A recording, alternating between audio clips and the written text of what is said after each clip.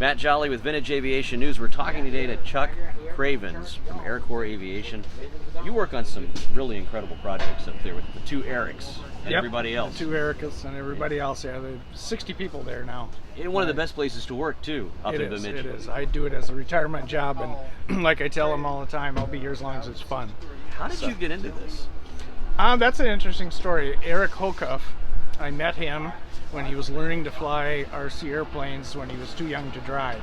And he came out to our RC club, and we've been in contact through the years, but when I heard that he had the shop in Bemidji, I gave him a call to see if I could come up and visit.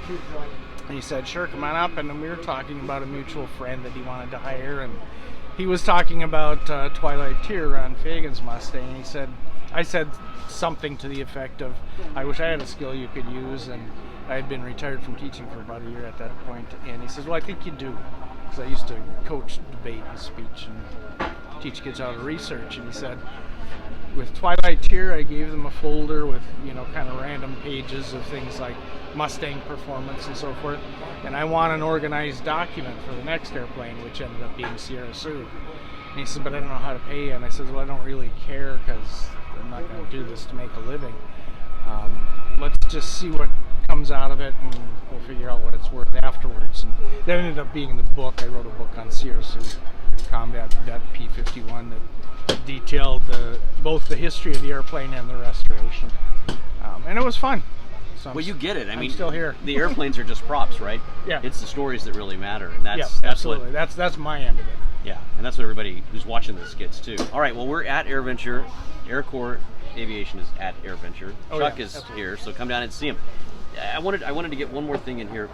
What keeps you excited right now at the shop? The P-47, and figuring out, the owners need to choose what color scheme they're going to do, and that gives me focus about, which family to contact and develop the story, which I have several. But that, and Warren Peach is doing Thunderbird, which has an amazing story. That airplane was owned by Jimmy Stewart. It won 49 Bendix with a record that still stands for propeller-driven Bendix race, average speed of 470 miles an hour. But even more remarkable, and people always say that can't be true, but it still holds the cross-country propeller-driven record from LA to New York at an average speed of 570 miles an hour. Obviously, it was at the right altitude for the jet stream and so forth, but that record still stands. So the airplane has an amazing story, and that's what Warren's having the airplane done to tell that story. It's one that's not commonly known. And those are the things that excite me, and the people involved. If you can find the families and so forth. Well, Chuck, thanks for stopping by. You can like, follow, and share for more Vintage Aviation News.